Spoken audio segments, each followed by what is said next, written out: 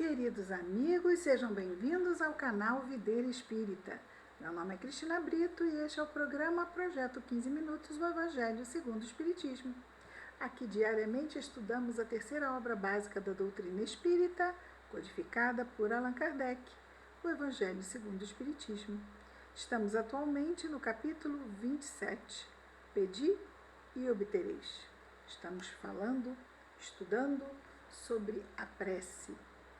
Ontem começamos o terceiro, né? Acho que é o terceiro subitem. Primeiro, segundo, terceiro subitem. Fala da ação da prece, transmissão do pensamento. Temos então o item 9, 10, 11, 12, 13, 14, 15, falando desse subitem. Ontem vimos Kardec nos dizer no item 9, a prece é uma invocação, por ela um ser se comunica, se coloca em comunicação mental com outro ser ao qual se dirige, através da prece. Ela pode ter por objeto um pedido, um agradecimento ou uma glorificação, um louvor. Pode-se orar por si mesmo ou por outra pessoa, pelos vivos ou pelos mortos. As preces dirigidas a Deus são ouvidas pelos espíritos encarregados da execução das suas vontades. Aquelas preces dirigidas aos bons espíritos são levadas a Deus. Quando se ora a outros seres, senão a Deus, é apenas na qualidade de intermediários, intercessores, porque nada se pode fazer sem a vontade de Deus. Isso foi o que vimos ontem e comentamos. Hoje, vejamos aqui o que Kardec nos diz no item 10. O Espiritismo faz compreender a ação da prece, explicando o modo de transmissão do pensamento, seja quando o ser chamado vem ao nosso apelo, quando oramos a Jesus, quando oramos a Maria, os bons espíritos, seja quando o nosso pensamento o alcança. Então, estamos aí numa plena comunicação, onde há um emissor da mensagem, um receptor, e a partir daí a consequência natural do atendimento à prece da melhor forma. Continua Kardec. Para se inteirar do que se passa nessa circunstância, nessa comunicação por pensamento, é preciso mentalizar todos os seres encarnados e desencarnados, mergulhados no fluido universal que ocupa o espaço, como o somos neste mundo na atmosfera. Estamos mergulhados nessa atmosfera, e essa atmosfera é composta pelo fluido cósmico universal. Esse fluido recebe um impulso da vontade, é o veículo do pensamento, como o ar é o veículo do som. Então, o nosso pensamento, ele cruza esse espaço através desse fluido cósmico universal. Como o ar é o veículo do som, com a diferença de que as vibrações do ar estão circunscritas, enquanto que as do fluido universal se estendem ao infinito. Sim, o ar, vamos pensar aqui, as camadas da atmosfera, e aí espaço sideral, acabou o ar, tanto que tem que se usar aqueles trajes espaciais. O fluido universal não, ele está em todo o universo, no espaço. Portanto, quando o pensamento é dirigido a um ser qualquer, sobre a Terra ou no espaço, de encarnado a desencarnado, nós aqui encarnados orando, claro, os desencarnados, ou de desencarnado a encarnado, quando os espíritos nos intuem orientações, nos sugerem, nos aconselham, também é pelo pensamento. Estabelece-se uma corrente fluídica de um para outro, transmitindo o pensamento como o ar transmite o som. E isso não se dá só entre encarnado e desencarnado. Quando isso acontece entre encarnados, dizemos que é o quê? Telepatia. Quando as pessoas parecem que estão percebem o que o outro está pensando. Interessante isso, não é? Muitas vezes estamos lá pensando sobre a pessoa, ai, fulano, precisava tanto falar com você, daqui a pouco fulano liga. Ah, você estava aqui, de repente você me veio na cabeça. Que isso? Pensamento. Pensamento. Estamos pensando em fulano. Fulano recebe sem perceber que está recebendo as nossas vibrações mentais. Às vezes tem uma brincadeira, mas é brincadeira, né? Ai, minha orelha está ardendo. Alguém deve estar falando mal de mim. Isso é mito. Isso é mito. Não é verdade. Continua Kardec dizendo: a energia da corrente está em razão do vigor do pensamento e da vontade. Isso é importante. Então, na prece, vamos pensar. Aquela prece que é feita com os lábios. Essa pessoa está pensando em outra coisa. Depois vai ter que sair em tal lugar, mas ela está ali mecanicamente fazendo a prece. Como está essa corrente mental na prece dessa pessoa? Ela está realmente ali envolvida? Sua vontade está ali realmente presente? Não, ela está verbalizando algo e não está realmente envolvida com a sua vontade ali. Sendo assim, essa prece, uma vez ouvimos o nosso companheiro Lamartine Palhano Júnior, grande pesquisador espírita, já desencarnado, claro, ouvimos numa palestra, ele estava encarnado. E ele disse que tem preces tão fraquinhas, que não passam do teto da sala. E é o que Kardec diz aqui: a energia da corrente está em razão do vigor do pensamento e da vontade. Por isso, a prece é ouvida pelos espíritos em qualquer lugar em que eles se encontrem. Os espíritos se comunicam entre si, nos transmitem suas inspirações, os intercâmbios se estabelecem à distância entre os encarnados. Então, o espírito não precisa estar do nosso lado para nos intuir uma ideia. Ele pode estar lá longe e nos intuir a ideia.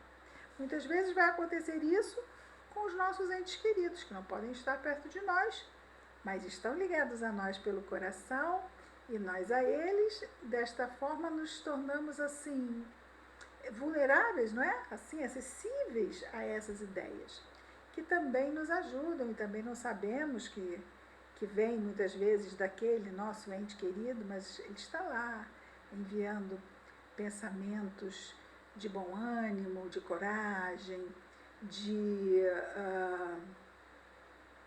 estímulo, de conforto, de consolo. Voltemos a Kardec. Essa explicação é, sobretudo, para aqueles que não compreendem a utilidade da prece puramente mística e não tem por objetivo materializar a prece, mas tornar seu efeito inteligível, mostrando que pode ter uma ação direta e efetiva. Ela, por isso, não fica menos subordinada à vontade de Deus, juiz supremo em todas as coisas, único que pode tornar a sua ação efetiva. Então, essa explicação sobre as energias, sobre o pensamento, é para aqueles que não compreendem a utilidade da prece puramente mística. Uma prece puramente mística, que não tem objetivo de algum benefício aqui no nosso mundo físico. É uma prece simplesmente de agradecimento. Uma prece, não é uma prece de socorro, uma prece de necessidade que venha se materializar numa ajuda para nós. Então é aquela prece onde nós agradecemos, onde nós louvamos, onde estamos simplesmente buscando o contato com as esferas superiores. Então aqui está que essas energias, não é? Quando entramos em contato com elas, nós estamos ali trocando, mas com quê? Com esferas superiores. Então isso volta para nós e volta na qualidade de quê? Vibrações superiores que vêm até nós. Então nós estamos lá naquela conversa que a prece, né, muitas vezes é aquela conversa gostosa. Estamos emitindo as nossas vibrações. Quais são as nossas vibrações? São, né, vibrações luminosas, mas do alto vêm aquelas vibrações luminosas. E nós nos beneficiamos com isso. Aumenta a nossa vibração. Tem um salmo que diz: tudo posso naquele que me fortalece. Não é bem assim? É bem assim. Né? Estamos ali em prece e nos fortalecendo na prece. Não estamos pedindo nada, estamos simplesmente envolvidos naquela atividade que alimenta a nossa alma, que é a prece. Não tem como objetivo materializar a prece, mas tornar seu efeito inteligível, mostrando que pode ter uma ação direta e efetiva. Muitas vezes não em situações XYZ, mas aqui, no ser primeiro da nossa existência, que somos nós, não é? Ela, a prece, por isso, não fica menos subordinada à vontade de Deus, juiz supremo de todas as coisas, único que pode tornar a sua ação efetiva. Nesse caso, não há como dar errado, não é? Porque a ação, Deus quer o que para nós? O melhor. Se nós mantivéssemos um hábito da prece, e não é tão simples, porque o nosso mundo físico nos solicita toda hora com demandas do mundo físico, então abrirmos espaço para esse contato com outras esferas através da prece, demanda um certo esforço, uma certa disciplina, e às vezes vem mais facilmente com a dor, porque com a dor nós estamos mais predispostos, mas já aí naquela necessidade mesmo de sermos ajudados diretamente, não é? A suportar determinadas provas. E isso também é igualmente justo, não é?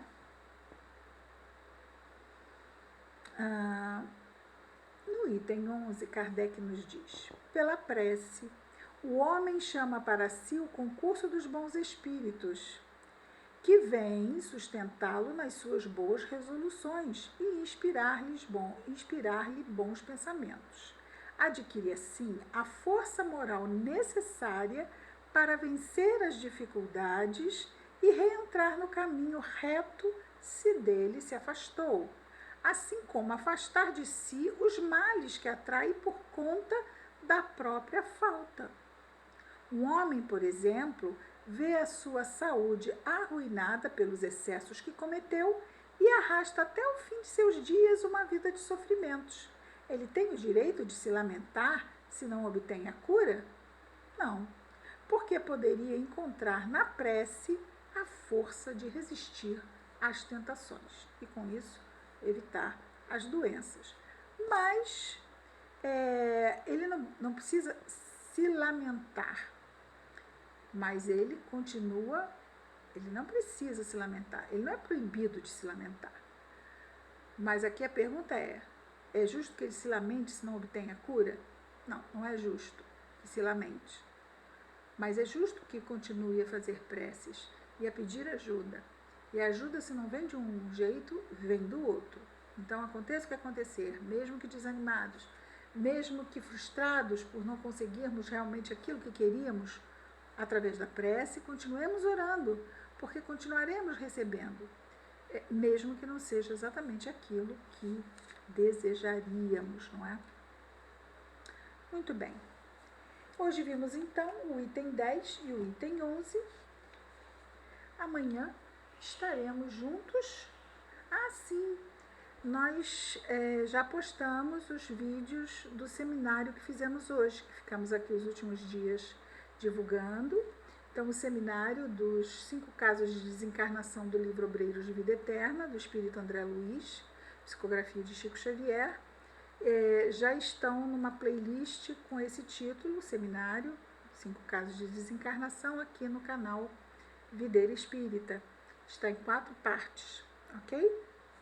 Então é isso. Dissemos que postaríamos e promessa é dívida. Ok, meus amigos. Que Jesus nos abençoe a todos. Até amanhã com mais um programa, Projeto 15 Minutos, o Evangelho segundo o Espiritismo. Muita paz.